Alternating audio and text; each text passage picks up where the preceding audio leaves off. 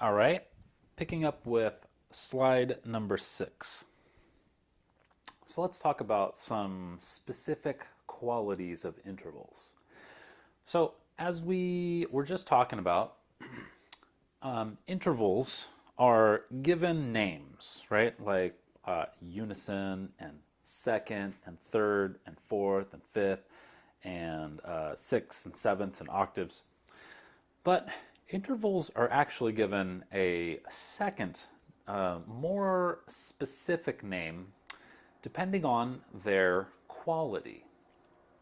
And there are two basic qualities of intervals that we'll talk about now.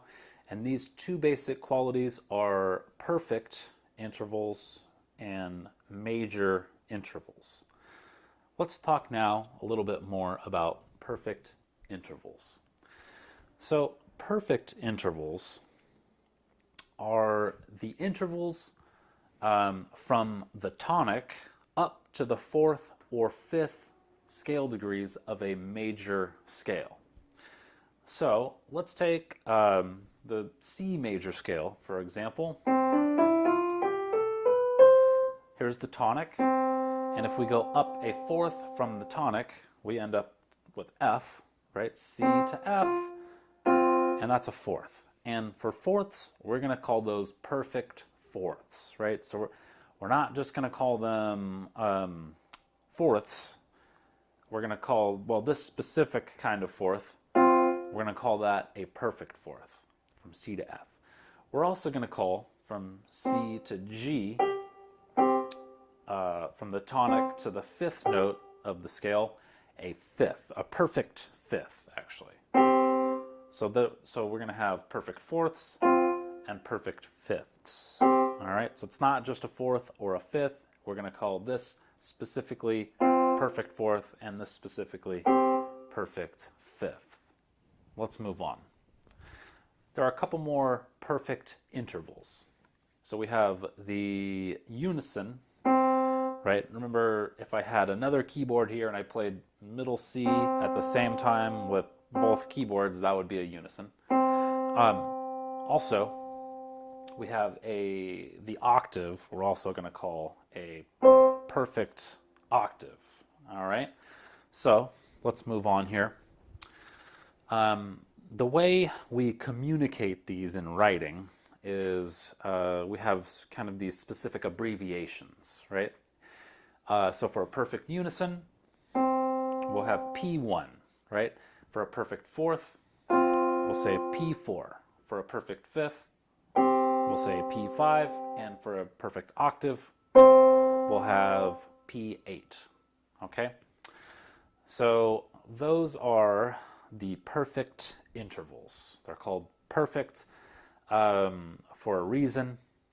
It has to do with tuning systems and some things that are more complex than we're going to get into in this class. But if you're interested, you can take a music theory class and you'll get more into kind of the history of these names and why they're called such things. So let's move on here. All right, let's practice some of these perfect intervals now. So to write a perfect interval above any note, consider that note to be the tonic of a major scale and write the correct scale degree, 1, 4, 5, or 8 above that note. Okay, so this is where if you've been diligently studying your major scales and your key signatures, right, all those things from the circle of fifths that we studied in the last two or three chapters, that's going to come in handy here. And if you haven't been studying those things diligently, well, that's okay.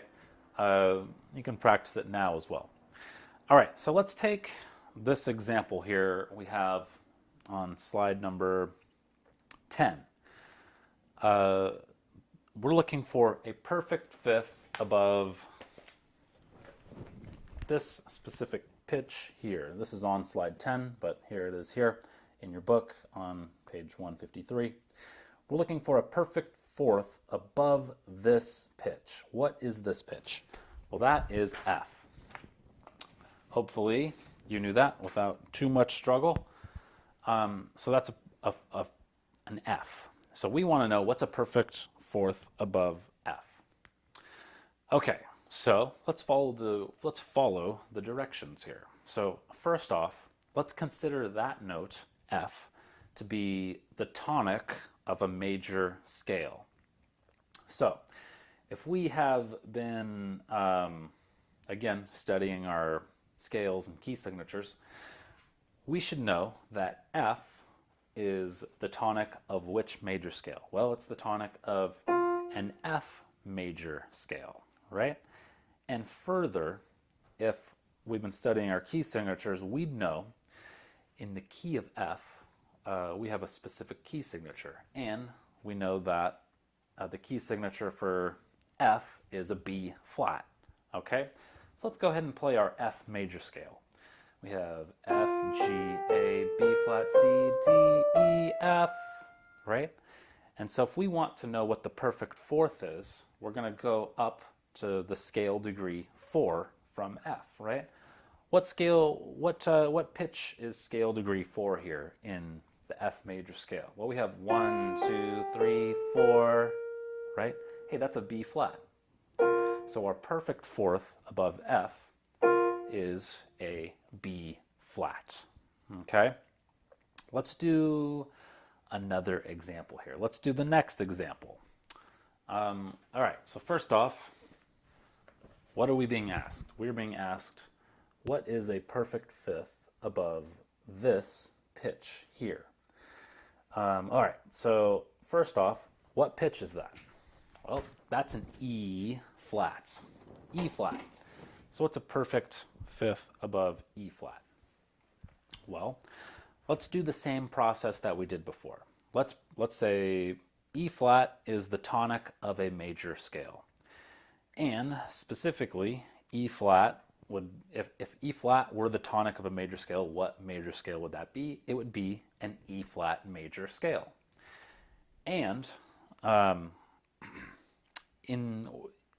also, what's the key of E flat major, right? The key signature for E flat major, we know if we've been studying the circle of fifths, there are 3 flats, right? And they are B flat, E flat, A flat. So let's play our E flat major scale. So we're going to start on E flat, and then we'll go F, G, A, B flat, C, D, E flat, right? That's an E flat major scale. We're being asked what is a fifth above E flat. So we're going to just go from E flat and go count up to the 5th scale degree. What is that going to be? 1, 2, 3, 4, 5. That's a B flat. So a perfect fifth above E flat is B flat. All right.